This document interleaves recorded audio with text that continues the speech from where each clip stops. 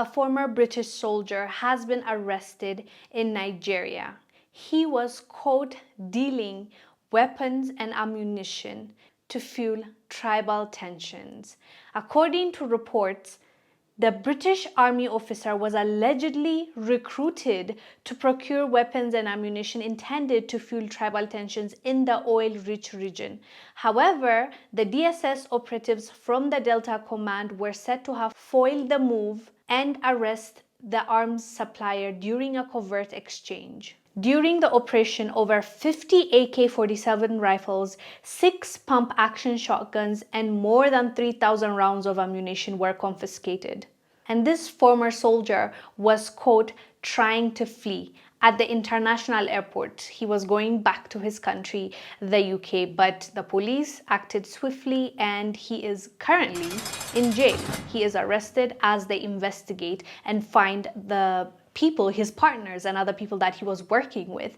But the interesting thing about the story is that when British High Commission was contacted, they said, we cannot reveal his details and information because it goes against our policy.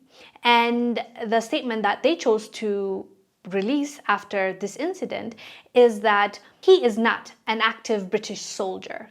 They were asked, okay, did he used to serve? And they said, yeah, he used to serve, but not anymore. That's their focus. They don't want to address the elephant in the room. They're rather focused on he's not currently serving. Regardless, what he did is incredibly wrong. And now we have evidence that these foreign powers are meddling in our politics. And when we are complaining about war, tension, issues in our countries, tribalism, guess who's behind it?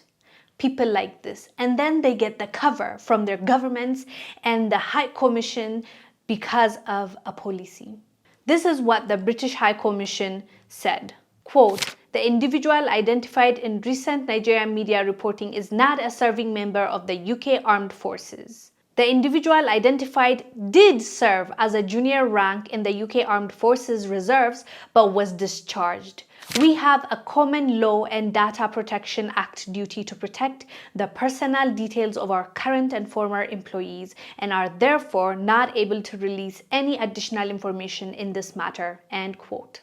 So we're supposed to just move along and forget what happened? This man tried to deal weapons and ammunition to fuel a tribal war in Nigeria. A soldier, according to the British High Commission, a former British soldier. How are we going to just skip past over that? And how are we just going to allow them to say this is not our policy, so we're not going to share his information in detail? This is nonsense. Honestly, this is nonsense, and I hope the Nigerian government pushes back because this is a diplomatic issue now. It's not just about an individual doing something wrong. This guy had a connection with the British Army. Whether they want to say that he was a former soldier and he's not an active soldier, or he is an active soldier, it doesn't matter. This is a diplomatic issue and it needs to be discussed. It needs airtime. It needs investigation. Anyways, fam, let me know down below what your thoughts are about this. I am Wongel Zelalem. I'll see you on the next one. Bye.